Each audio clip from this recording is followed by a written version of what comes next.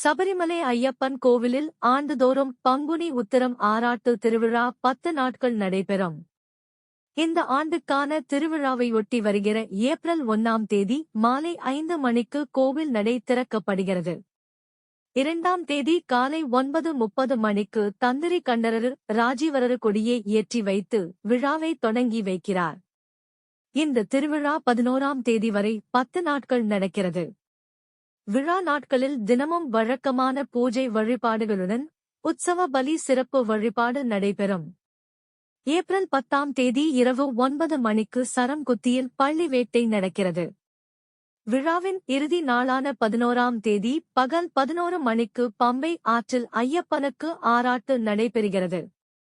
தொடர்ந்து மாலை 6 மணிக்கு கொடி இறக்கப்பட்டு 10 நாள் திருவிழா நிறைவு பெறும்.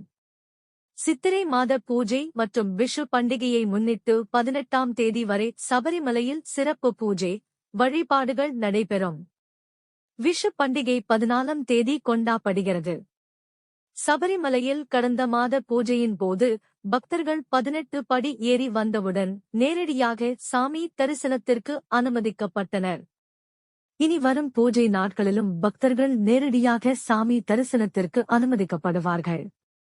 கூட்டம் மிகுதியான நாட்களில் பெண்கள், குழந்தைகள், முதியோர் மற்றும் மாற்றுத்திறனாளிகளை நேரடியாகவும் மற்றவர்கள் மேம்பாலம் வழியாகவும் சாமி தரிசனத்திற்கு அனுமதிக்கப்படுவார்கள் என்றும் ஆன்லைன் முன்பதிவு நடைபெற்று வருவதாகவும் திருவிதாங்கூர் தேவஸ்தான தலைவர் பிரசாந்த் தெரிவித்தார்.